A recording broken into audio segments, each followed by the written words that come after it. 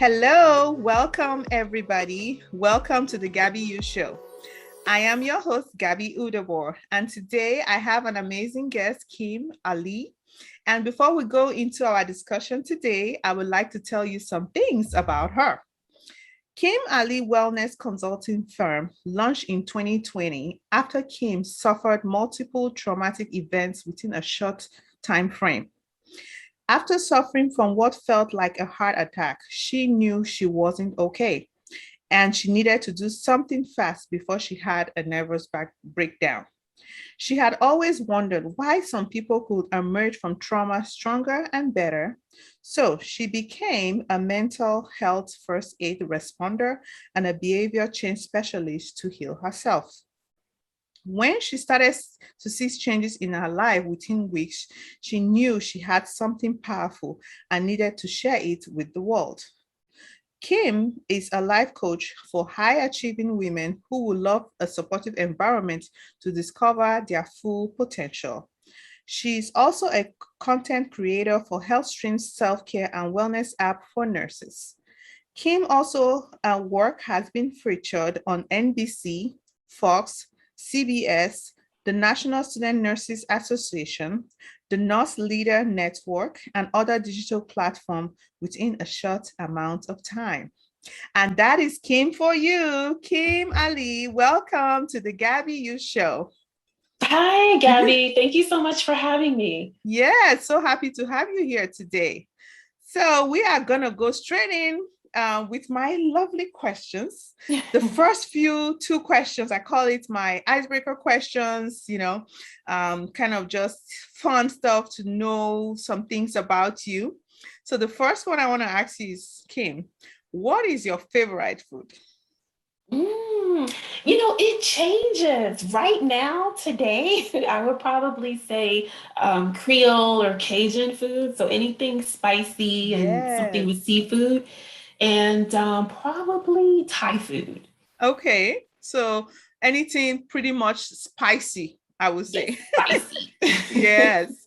I like that too. Me too. I love spicy food. I think my kids too, they love spicy, I mean, sometimes the food is so spicy and they are sweating and they're still enjoying it. Still eating. Yes. Okay. That's good. And so what would you say your favorite quote is? Well, I have plenty, but I think the one that's most relevant now is a quote by Les Brown.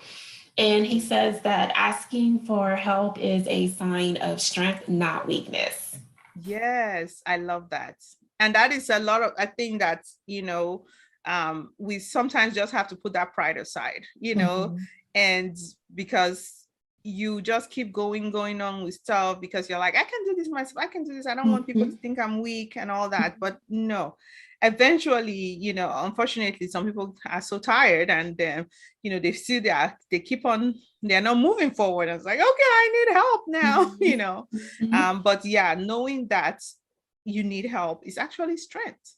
Yes. Yes, I love that. I love that quote.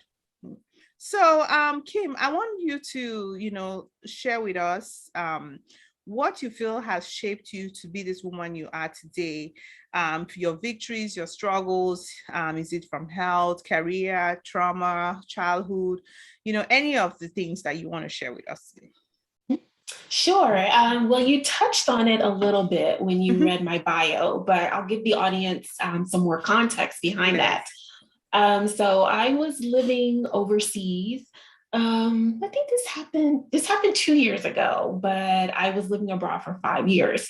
So what I'm about to tell you sounds like a scene out of a movie, or I don't know if you've ever seen that show, Locked Up Abroad, but I promise you this is my real life story.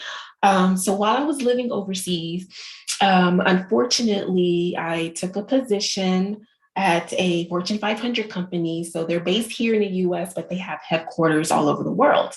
And so I was working there as a nursing consultant. And if anyone in the audience knows anything about nursing, we have this term that says nurses eat their young. In the clinical setting, it's bad, but what I experience on the corporate side can't compare to what happens in the hospitals. Mhm. And so I joined a team of four older women. I was the youngest member of the team, had the most education, and just really eager to make a change and to, be seen and be valued. And my teammates did not like it. And when I started getting compliments from our clients, they wanted me gone. And so they knew they couldn't attack my work. So they went after my character. And they accused me of doing something terrible. And it wasn't investigated by HR. I was terminated immediately. So now, just to give you the process of how things work when you live overseas and get terminated. So when you live abroad, first of all, you have to pay back all of your debt before you can leave the country. So I had a travel ban placed on me. I couldn't leave the country. And this is a Muslim country. So I was genuinely concerned for my well being. I was afraid to go out because I didn't know if these women were devious enough to tell the authorities. I just kind of stayed inside my apartment until I could get my affairs together to safely leave the country. Anyway, managed to leave the country. 2 weeks after returning back to the States, my niece passed away. So within a matter of a month, you talk about getting fired, financial constraints, right? Because I had to pull from my savings to pay off this debt. Your reputation tarnished, having to relocate across the world, a death in the family, unemployment.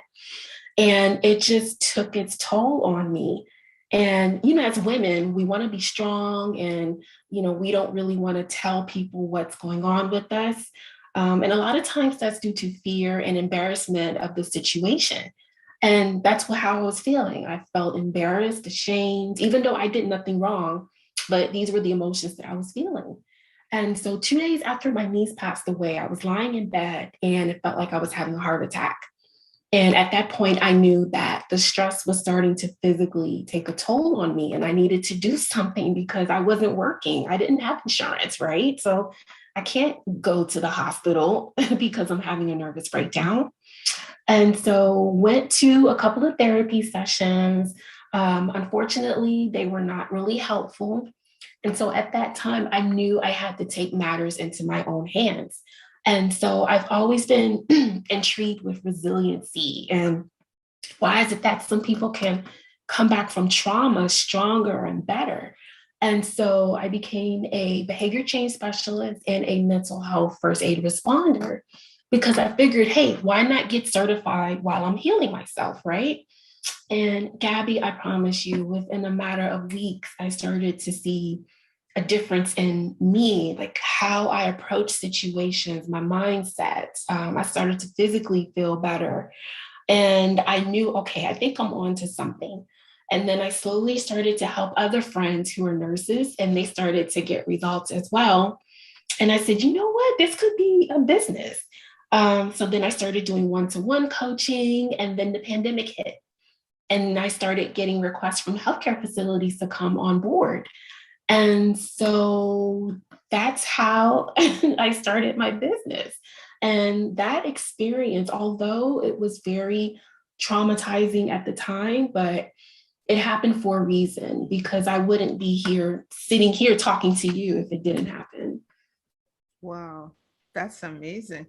I mean, this is a pattern of the thing that I've seen, like when things happen and I know probably when that thing happens, like, God, why me? Why is all this happening? Like everything, I mean, I can't even imagine being in another country, having that kind of problem happening to you. Even if you are in your own country, that is stressful enough, Yeah. and then being in another country where, the belief system is different and all that, and now, and there's a reason, like you said, why that happened, because this led you to this path.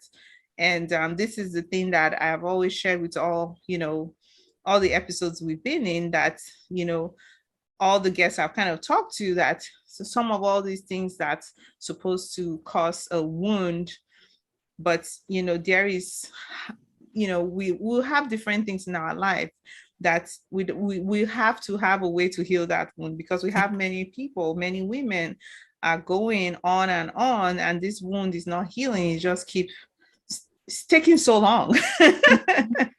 I mean, you heal from the wound. Of course, you have scar, which is there to remind that, okay, this is something that happened, but it's just having to reset yourself, getting into that right space, and now using it to, you helped yourself, and it's like, okay, now I can help more people with it. So that is amazing. Wow. Yeah. So what would you say now that, I'm sure you're proud of a lot of things. What was one thing that you would say you're really proud of as a woman today? Just finding my voice. Growing up, still am an introvert, but growing up, I was extremely shy and I'm an introvert. And when you have both of those traits, it's hard to be seen, and it's hard to, express your thoughts and what you want.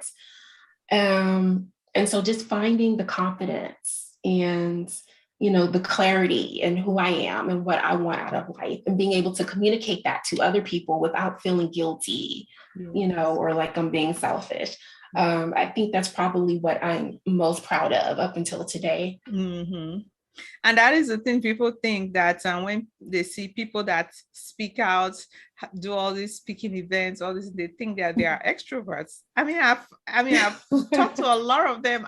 So many of them, they tell me they are introverts. Like, it's like, what? But I think it's just, the main thing is knowing who you are, knowing your purpose, that you have something to give the world.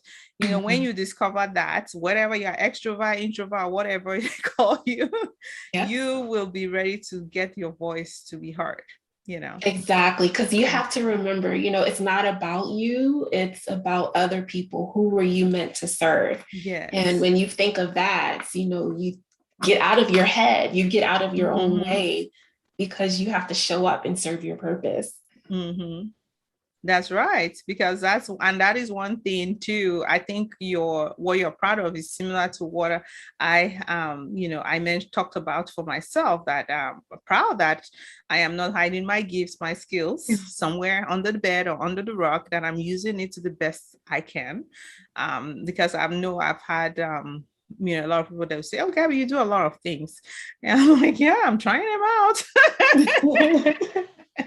Trying to see what works. I know I have a purpose. Yeah, till I figure this thing out, I will be trying a lot of things, Right, and, exactly. And that is the thing. Sometimes, you do some certain things, like, get out of your way and do things, and people will call you different names. They might tell you, you are too ambitious, you're too much. When you have that comment, people say, "Oh, you are too much for me." Like, okay. So that's the thing. You don't be discouraged by that, because everybody has their race, have their journey. You do what you feel that is best for you, because hey, no matter what you do in this world, people will always want to judge you. Exactly. You might as well do what you want to do, because people will always have something. Not everybody will like you. Exactly. Yes, that is amazing. Yes. So what are some encouraging words you just want, kind of can just summarize, you want to give our viewers today? Sure, absolutely. Well, since we are on the topic of adversity, it's been very rough the last almost 19 months now, due to the pandemic and the social climate. And a lot of people are struggling. They're going through adversity right now, and they might feel lost, or they might not know how they're going to prevail from this. So if I could tell anyone who's listening and it needs to hear this message, is that just have faith. There are advancements in adversity. And I'll give you a perfect example. Wherever you live in the world, for example, I used to live in Florida. And so we get a lot of hurricanes. And as you know, with any storm, a hurricane, cyclone, typhoon, thunderstorm, right? Yeah. During the storm, it's scary. right? There's thunder, there's lightning, it's dark, and we don't know how long it will last. We don't know what the outcome will be. But if you think about the next day is beautiful. There's a sense of stillness and calm and peace. And that's the opportunity when most people, or the opportunity where you start rebuilding and start healing, right? But most people focus on the damage and destruction that's been done during the storm. And so, what I want to say to the audience is that focus on any opportunities for growth, and try to shift your perspective. Maybe whatever is happening now is because it's to clear the path for you, to clear the path to a new road. And so just always remember that adversity is temporary, and to get help. Whatever you're going through, please don't go through it alone. Find a support system, even if it's just one person that you can talk to that can hold space for you. And just be strong, and you can do it. There's plenty of people here. Gaby here, I'm here that can help you. Yeah. Yes, you just said something very key. Don't do this alone. You know, there's a reason why we have a lot of people. There's a reason why you're not the only one in this world. Because we are meant for, to socialize, to have community, having the right community, because unfortunately some people, you have the wrong community and you are struggling, so it's one of those things that you have to know that you are in the right space, knowing the right people to talk to. Their mentors, their coaches, so much everywhere. You have to know the right one. Again, all this is something I highly encourage, because I know it has helped me a lot. Having a coach, having a mentor has helped me immensely. If it's something that's really deep, go for therapy. That's what I mean. But find the right one. Yeah, find the right one. Yes. Yeah. And there's a way you can discern, and some of these things we're talking about, coaches and mentors, a lot of them have free consultation where you kind of, we know each other first before you commit to work further with them. A lot of them have free consultations. So you can already know personality, all those styles and all that is there. But you have to be ready to look for it, and don't just stay there and say, all right, this is how my life is going to be. If you are in this world, I say, where there is life, there is hope. Exactly. Yes. So how, Kym, how can people connect with you? If you can share with us that, and are you working on any projects, any things that we need to know? Sure. Yeah. I'm very active on LinkedIn, and it's Kym Ali, Kym with a Y, Kym Ali, and then on Facebook as well. And I'm on Instagram, but not really too active. And in terms of projects, we talked a lot about coaching, mentoring. I do coaching with my clients. So yeah, if you connect with me on LinkedIn or Facebook, just send me a message. I'm here to support anyone who wants to get rid of, fears and is ready to step into their purpose. Okay. So you are the same way, Kym Ali on Facebook, the same, and also on LinkedIn as well. Okay. Yes. All right. So so all these links of Kym, I will have them. If it's on YouTube, you are watching this, it will be on the description area. And if you are watching it any of the audio podcasts, Spotify, Google, Apple, I will have it on the show notes area. So you guys check out for that. And connect with Kym. I'm sure you can learn so much from her. This girl, she's a powerhouse. So I'm sure Thank you. You need some of that power. All right. Well, thank you, Kym, for coming in today. I really appreciate your time. No problem. It's been a pleasure. Yes. So I am going to end this episode today with my favorite quote from Maya Angelou. She says, when you know better, you do better. All right, people. I will see you next time. Bye-bye.